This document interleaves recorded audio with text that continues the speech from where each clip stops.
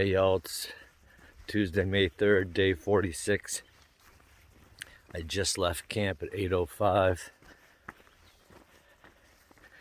after a good night's sleep. I was the first one at camp, and then must have been 30 people came in after that, none of whom I recognized from the first 46 days here, which was strange. They didn't start that long after me either. It's just the way it works. I guess they all kind of knew each other, so whatever. It was all right. Kept the bears away, having a full camp. Everybody made noise for a while. You get people who like to go in their bed and hum in their tents and have conversations from tent to tent about absolutely nothing. Kind of drives you a little insane because at night it's cool. I get it. Have fun. I'm a little jealous that I don't have friends or anybody up here to talk to or relate to on any subject level whatsoever. You mention you're an engineer to somebody and that's the end of the conversation. That's the story of my life. Conversation stops right there. Did you rewind a transformer lately? Yeah, get the fuck out. So that's all right. I can deal with the nighttime banter. It's cool. I'm only going to bed early anyway. But in the morning, I think it's the Lao Tzu who kind of emphasized the importance of just being quiet and being still. And I could probably take a lesson from that myself. But like in the morning, I can understand the noises of mattresses deflating and people shaking out their tents and stuffing things away. But do we need to have conversations and imitate the birds and scream at the top of our lungs? I mean, isn't there some point during the day where quiet is kind of a cherished thing? Just let me get going on the day. Shut the fuck up, please. It's the same old idiots. Anyway, that's just me. I suppose I'm an outcast. I'm a derelict. I'm scum. But today's gonna be a big day. I'm 7 or so miles from the Virginia border, and you know what? I think we're going to Damascus today too, because everybody in the world was talking about it all morning and all night and screaming, "Let's go to Damascus." I rather wished I was going into somewhere where nobody was going, like my town. Anyway, this is early for me to make a video, but just figured it was a nice warm day. Feeling enthused. Got a 0 tomorrow to look forward to. Maybe it's the beer waiting for me that's cheered me up. Or maybe it's knowing that I'll probably quit shortly after 500 miles that's got me excited. Wished I had friends. Just when I thought I had no friends, my phone lights up from on Instagram from various people, including Greg Morton Outdoors, sorry. He's president. Well, started off at the Instagram post has him walking around with a headlamp. So he must have left early this morning, and he talked about doing another video with Kaf Kuba at Damascus. So hopefully he's looking forward to meeting me just when I thought I had no friends. So thanks, Greg Morton Outdoors. We'll see you in Damascus, and we'll have a beer together, at least 20, and we'll talk about doing another video. Looking forward to seeing you, bud. Man, this stuff looks a lot like stinging nettle. Except I crushed it and smelled it and tasted it, and it doesn't taste like stinging nettle. So, stinging nettle is very nutritious. From what I read, it's the highest protein content of almost any leafy vegetable. It's got a lot of vitamin K, if I remember correctly, and they have little stingers on them. And you can either turn the leaves inside out from the bottom up and chew them carefully, or you can boil it and it just deactivates the stingers. But I gotta see if that's really that. Doesn't taste like it. I'm pretty sure that's nettle, unless they have a different type of nettle down here that's not as stingy or pungent. It might be that it's just coming up. It doesn't have that, hasn't taken on that flavor that I'm used to. Maybe because it's young.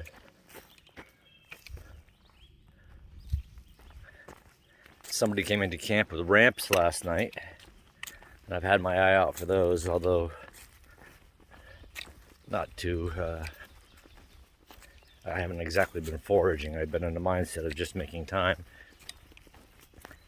But it's getting to be that time of year where you can find all sorts of goodies.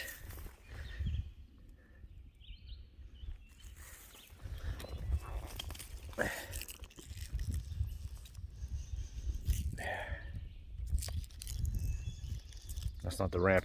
That's not ramp. I thought that might be ramp. It's not as thick and ramp is usually a little heavier leaved, darker green. If you crush it, you'll know it's ramp because it smells just like garlic. Yeah, not ramp.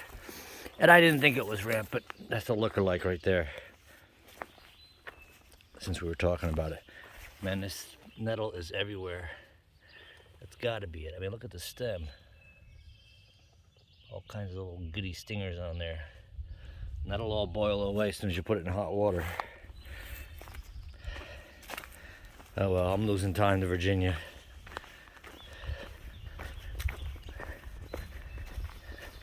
It's funny, on these short days where I only have 9 or 10 miles, I tend to take my time and enjoy it a little more. See, not ramp. Ramp will be in darker, almost wetland areas. Get them while they're young. They have little bulbs on them. You can chop the leaves. Very strong. Very strong. I remember collecting bags of them, thinking I'd preserve them, and after adding 1 or 2 leaves to something, I was like, whoa, that'll last me for a million years.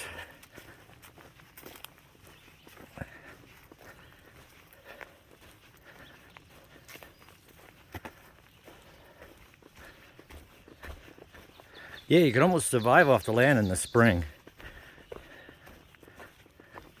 Anybody know what these things are? They're everywhere. They look little umbrellas in Jamaica, where I'm not and should be.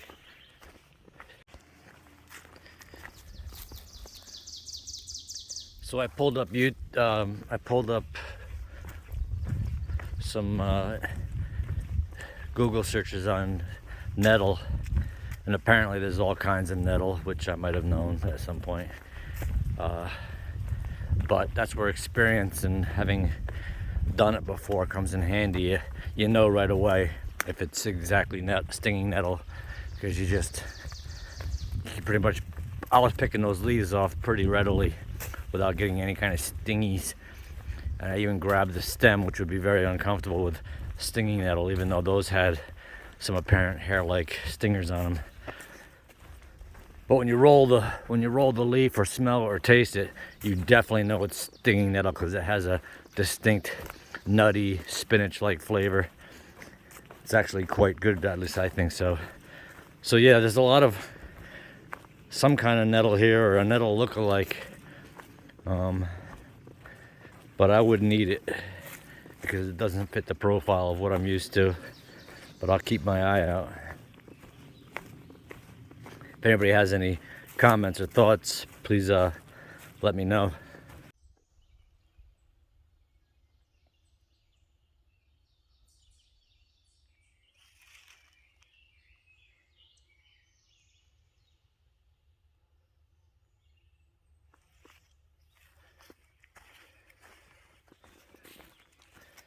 This has actually been one of the more enjoyable hikes of the entire trip.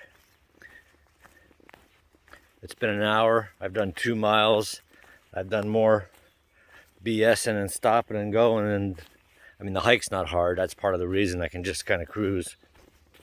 But it's more that I'm foraging than I am hiking now, because I got time. It's only 9 miles.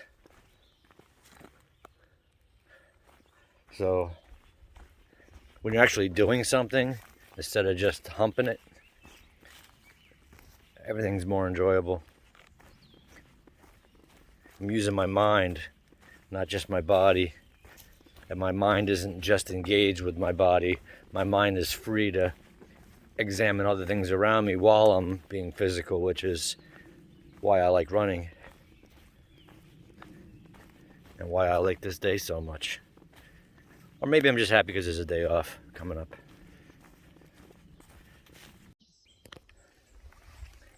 See, these look a little like ramps, but not like the ramps I see in my neck of the woods. The leaves are too big and broad. But a girl brought some into camp last night. So I dug it up just to be sure, and there's some similarities. You can see the purple papery skin, but there's the bulb I dug up, and I broke it in half and smelled it. Well, not only does it not look like an onion or garlic or ramp bulb, but it didn't smell at all like a garlic, ramp, or onion bulb. So, not a ramp. And she said it did smell like onions, so I'll take her word for it. But if she's eating that, Godspeed. Yeah, I've been foraging in my area for over a decade. And, I've kept my eye on the edges of the trails here. And I had been thinking about ramp and morels and nettle. And it was a coincidence that girl came into camp having claimed to have found them. But even though, like I said, I'm not foraging mode, you would think after a couple 100 miles of spring, my eyes have been trained to kind of, oh, there we go, oh, there it is, even if by accident. So, hey, I'm not saying she didn't find ramps, or that the ramps didn't smell or taste like onions, and she ate them, and apparently she lived through the evening. I'm just saying, sometimes if you want to find something bad enough, you find it, and you claim it's something it's not. So be careful. And again, I may be the not giving her enough credit, but I'm just surprised if there's ramps out here. I haven't accidentally even noticed any. One quick theory on this. I haven't been watering up in mud holes recently, or paying much attention when I do water up at mud holes, where ramps are likely to be. They like low-lying, wet areas. So that might have been where they were found. So next mud hole I find, I'll take a quick look-see.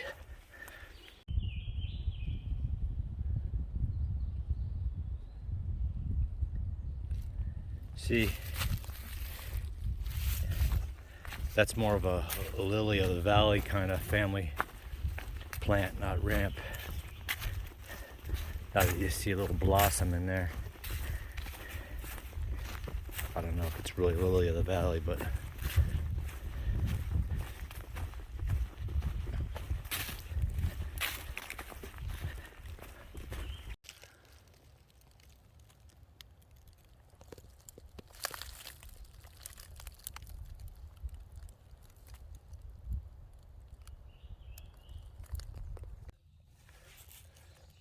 not fiddlehead ferns.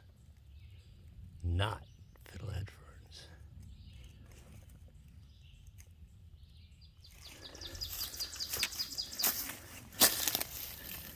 Very likely fiddlehead ferns.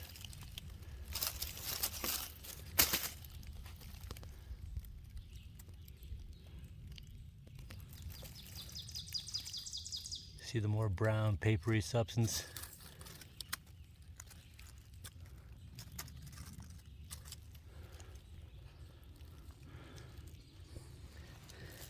What would prevent me from eating those is I don't want to pick it and taste it.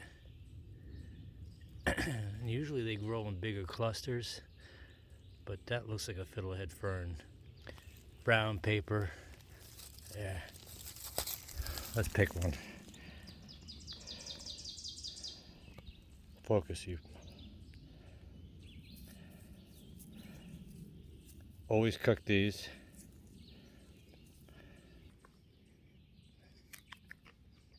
Mm-hmm.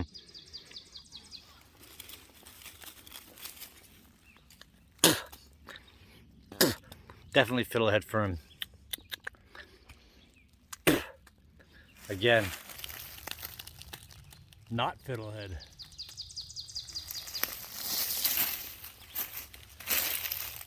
Not fiddlehead.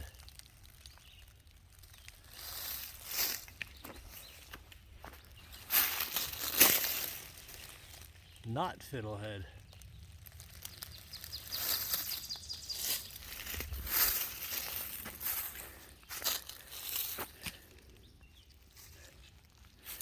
Where'd he go? That is fiddlehead.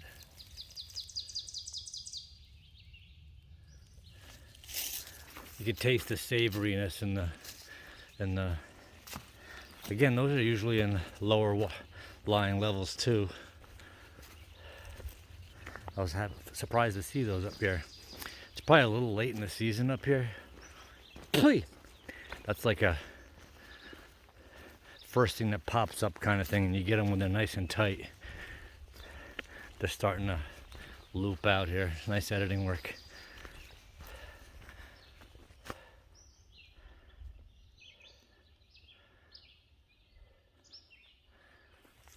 Just a quick note so you don't think I'm an idiot. I was going through some of the ferns back there and I was saying fiddlehead, not fiddlehead, not fiddlehead, not fiddlehead. I was looking real quick and filming real quick. Some of those might have been fiddleheads that had sprung up. At any rate, you don't want to eat those. You want to eat them when they're young and curled up like the specimen I showed you. So just a clarification, some of those might have grown into and lost their distinctive feature of being an edible fiddlehead. So I'm not going to go back and make a science project out of it. I just want to clarify. Look for the tightly wound, brown papery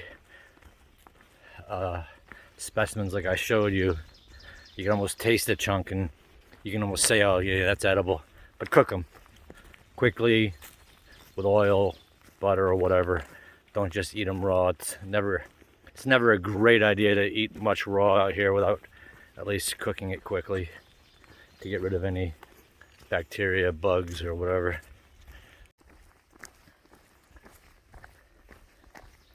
So when I was at Boots Off Hostel, I don't know if it was the PBRs or what, but for the next day I was in emergency evacuation mode every hour or two. Well, coincidentally, last night and the night before, I made my first 2 ramen bombs after carrying them for almost 500 miles. I used a pack of ramen noodle. I threw out the packet, and I put half a bag of those potatoes in there, the powdered potatoes, mixed it up and put some flavored tuna in at the last minute. I gotta be honest with you, the freezer bag method and pouring the boiling hot water in there and mixing it all up, while it's not difficult and you can kind of throw everything away neatly afterwards in a Ziploc bag, it's a little cumbersome. It doesn't stay that warm, and I'm too lazy to carry around a insulated pot holder to keep it warmer while it's brewing. Anyway, but I had the effect of straightening out my intestinal fortitude, because all day yesterday I didn't even have to use the bathroom, and then this morning I was back to normalcy. So probably had a substantial amount of calories. It was a good change of pace from the Mountain House meals. Nowhere near as tasty as Mountain House. I gotta be honest with you, I think I mean they're $10 a piece or more. But I mean, for the taste, and what do you pay for dinner at home? At least that. So I don't know if I have a couple ramen. I have 2 more ramen bomb meals left that I've been carrying for 500 miles here almost. I'm not sure I'm gonna stick with that, but just something I wanted to mention. Less than 2 miles or 1.5 miles to Virginia. So last night I was laying in my tent thinking, okay, that sign for Virginia's coming up, and how's it gonna make me feel? What is my level of accomplishment gonna feel like? Fucking black flies or something. I was kind of thinking to myself, probably a lot like getting your diploma in college, high school, or your master's program. You get that diploma and you're like, wow, I should be really proud. Except, in what way is my life gonna suck going forward now? So it's kind of like, that's the feeling I have crossing Virginia. It's like, yeah, that's great. Oh, over 1,500 more miles to go. What did I sign up for? So, that's just me, the forever pessimistic, nihilistic douchebag that I am. I've heard people say that doing the Appalachian Trail was the hardest thing they've ever done. So I was thinking about that as well. Is this the hardest thing I've ever done now that I'm almost 500 miles in? I don't think it's the hardest thing I've ever done. My whole life felt kind of similar.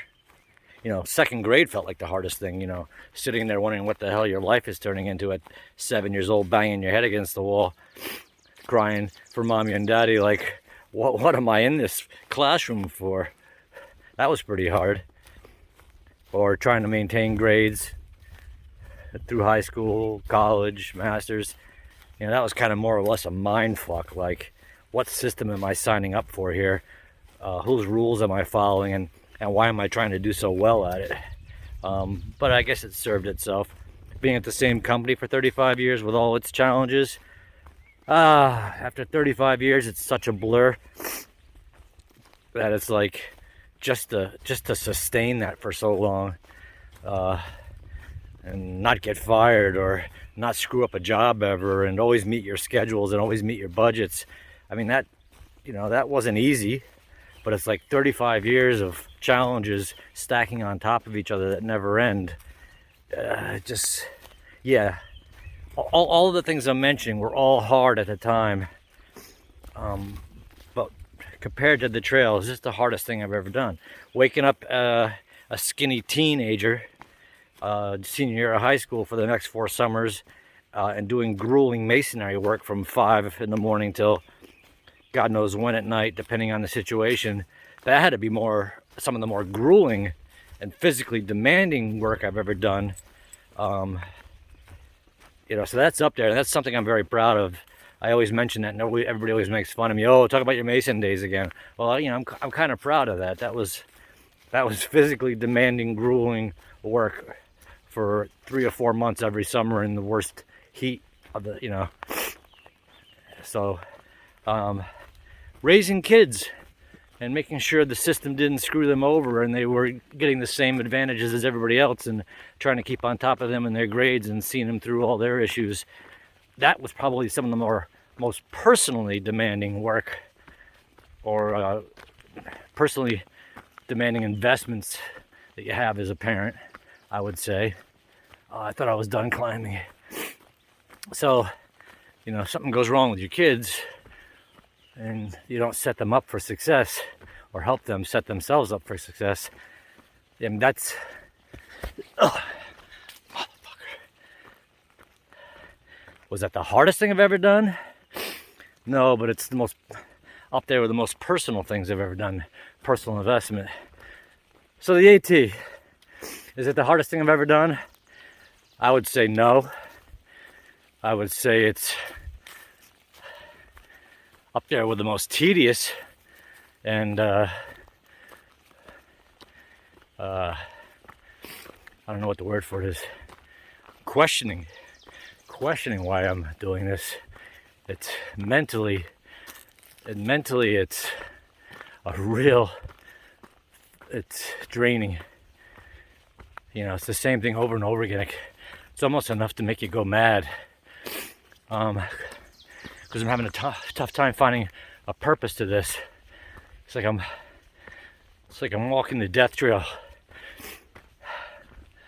So I don't know, just some reflections on that. You know, maybe if I continue on beyond 500, it'll become the toughest thing I've ever done. But right now, those are my thoughts.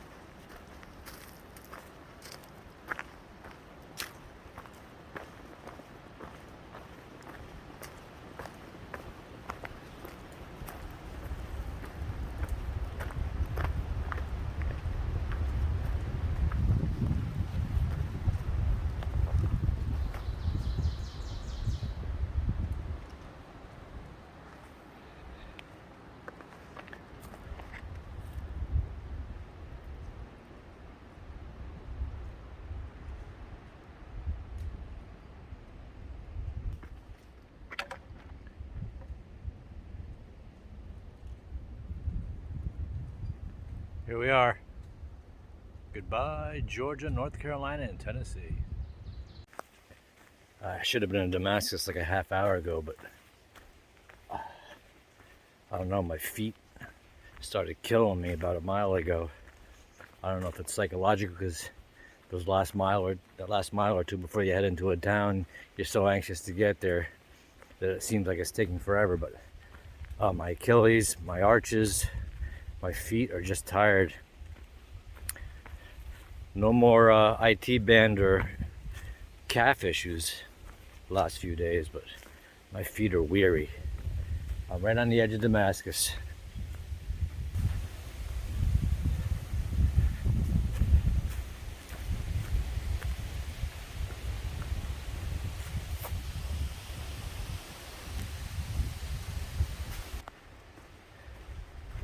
I feel like I'm dropping into somebody's backyard.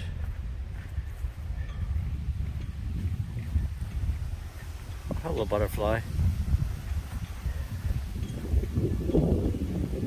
What a beautiful day. With that breeze and warm but dry air, it's like a slice of Old Town America. Ah, flat, hard ground. Where am I?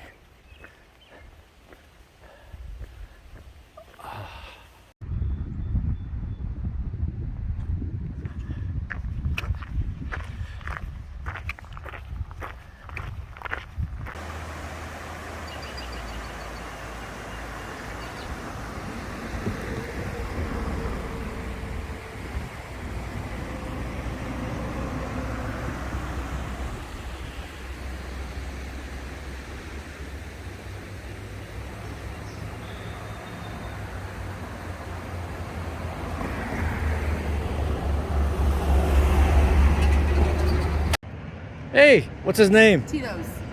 Tito's? Tito's. This is Sour Cream and Cowboy. She decided to get a goat. That's amazing. Very friendly. He's very sweet and affectionate. I'm jelly. That's cool. Well, good luck.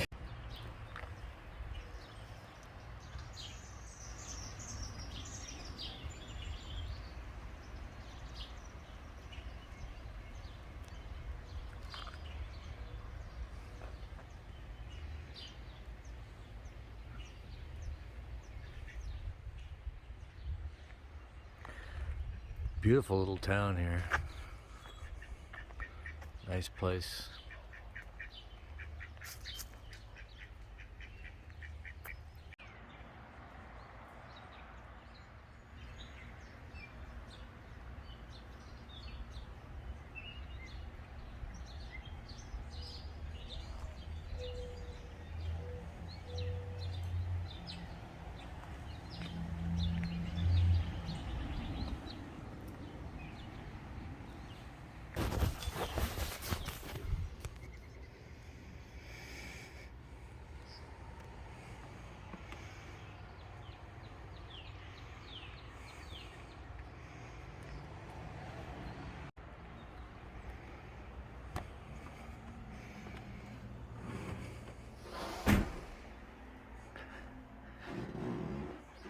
Couldn't be happier with the accommodations.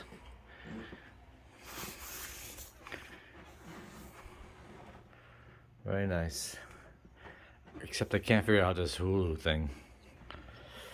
Alright, I'm gonna close shop for this video.